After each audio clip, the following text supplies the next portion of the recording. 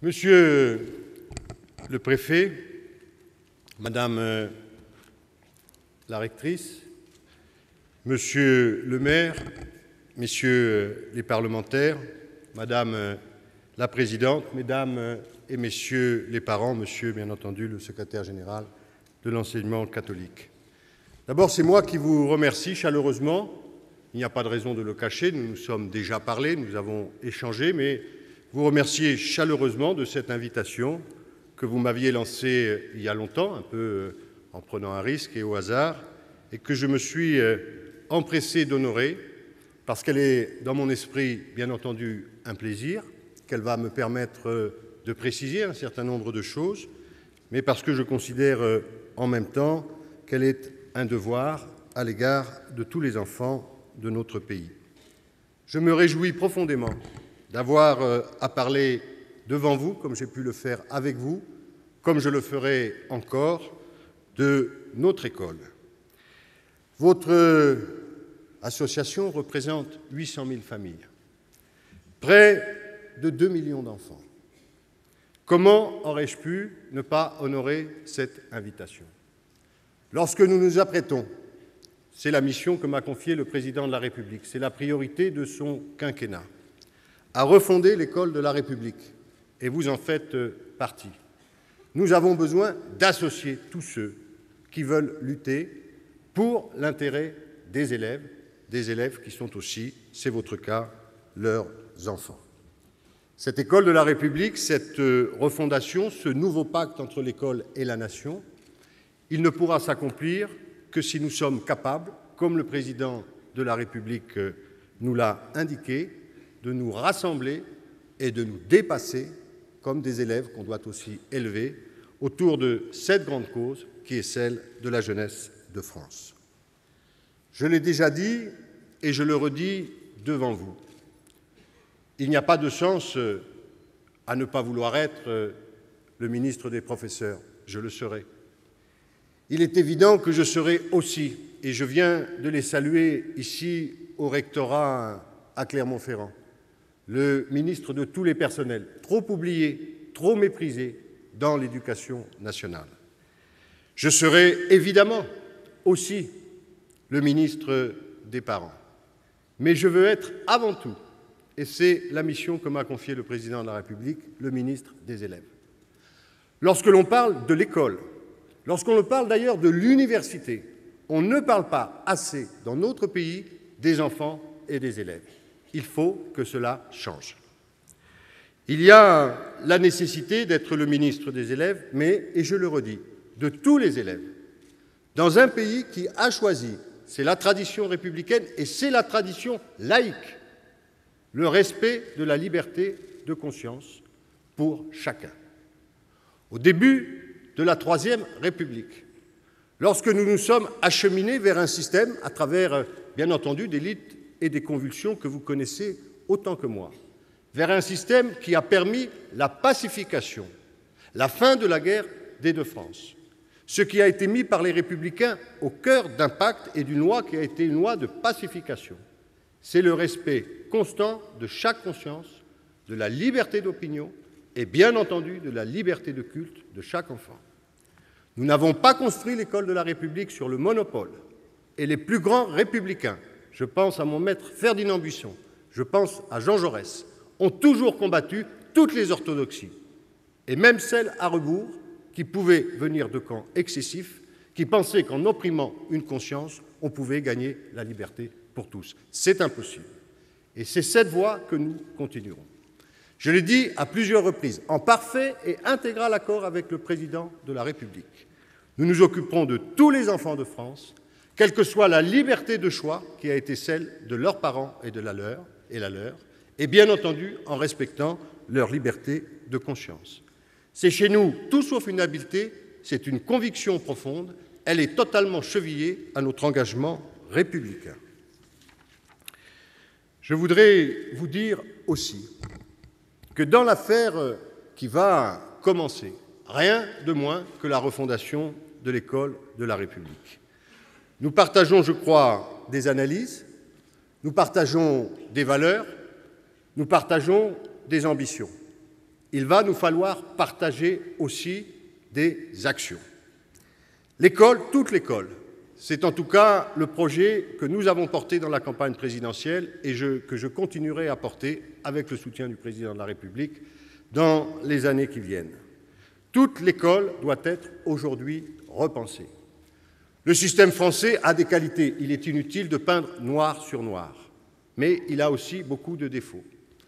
J'ai été très sensible en roulant vers vous à lire la première dépêche qui sortait de votre congrès, et le thème même de votre congrès me semble important, et de voir que la question qui se posait ici et qui va se poser pendant 2 jours et qui doit se poser dans la grande concertation à laquelle vous serez associés pour la refondation de l'école de la République, c'est de savoir non pas comment quelques élèves peuvent réussir, mais comment tous les élèves peuvent réussir.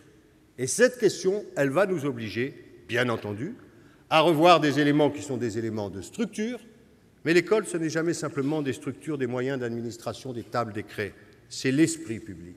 Et à revoir aussi un certain nombre des valeurs qui ont commandé à notre système éducatif. La réussite de tous les élèves, le bonheur des enfants, l'émancipation individuelle, l'épanouissement, la possibilité d'avoir une orientation choisie, la meilleure articulation du temps scolaire et du temps éducatif, des professeurs formés et respectés pour enseigner à nos élèves, une sécurité assurée dans les établissements, la possibilité d'entrer dans l'école du XXIe siècle avec des méthodes d'Internet qui changent en profondeur les pédagogies, diversifient les excellences, la possibilité de faire entrer cette éducation libérale que revendiquaient les pères de la République, la culture dans l'école, tout cela, nous le partageons comme des objectifs communs et nous allons le conduire ensemble. Dans les semaines qui viennent, nous allons, après les élections législatives qui font encore un intermède, engager une très large concertation pour préparer la loi d'orientation et de programmation que le Président de la République nous a demandé de déposer devant le Parlement.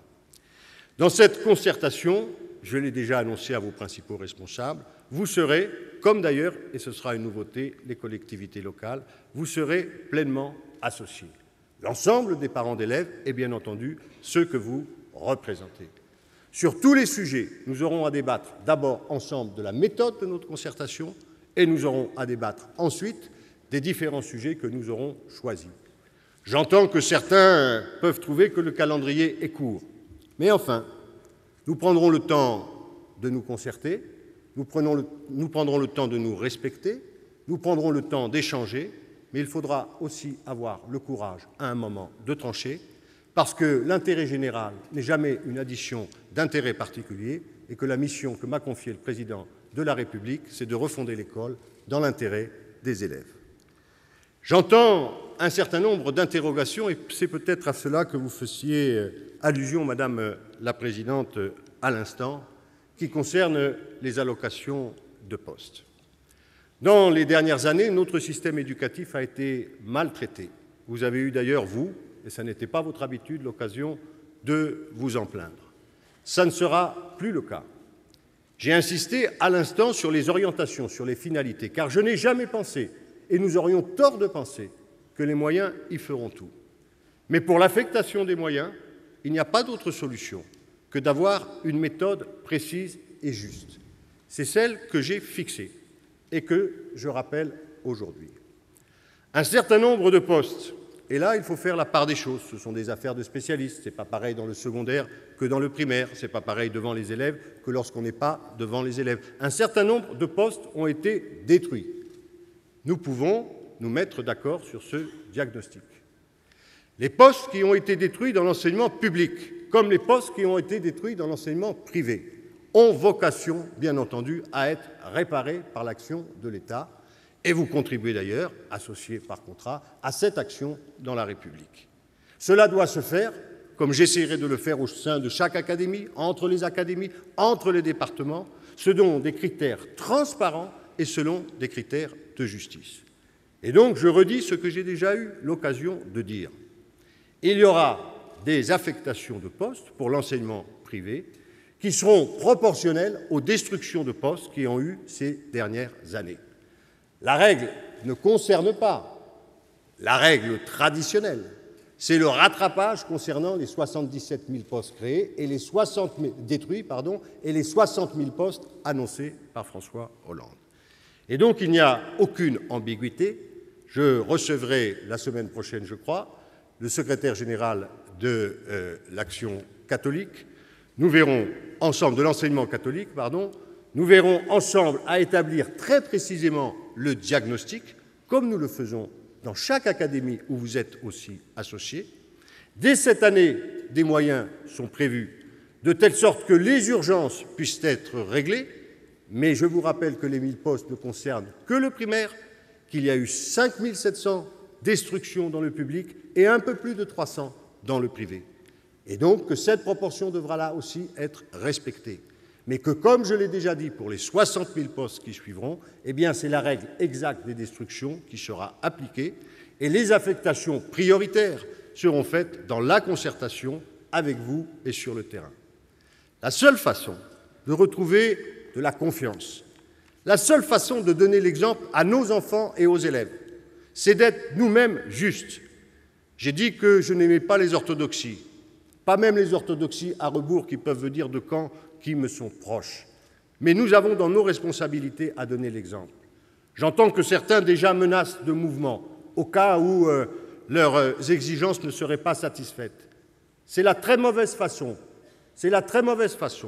d'obtenir, qui que l'on soit d'ailleurs, d'obtenir des résultats.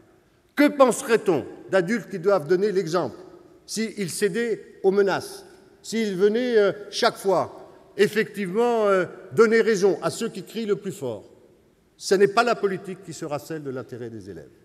Et donc, dans les relations que nous allons établir, et je pense que nous avons déjà établi, il y a cette grande ambition de refondation de l'école républicaine, il y a votre association pleine et entière à ces objectifs pédagogiques, il y a le partage d'une vocation commune, celle de l'intérêt général et celle d'abord de l'intérêt des élèves, et il y a ce respect que nous nous devons les uns des autres, la justice dans l'allocation des moyens, comme la justice plus globalement dans l'effort de redressement qui doit être celui de notre pays.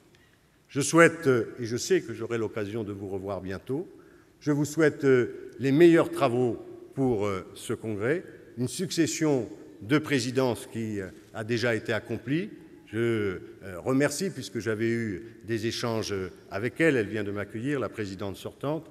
Je souhaite bon travail à celle qui arrive, à vous tous autour d'elle, et je vous demande d'entrer avec nous dans cette grande tâche qui peut nous réunir, celle de l'intérêt de nos élèves, de l'intérêt de vos enfants, de la refondation de l'école de la République et d'un nouveau contrat entre l'école et la nation.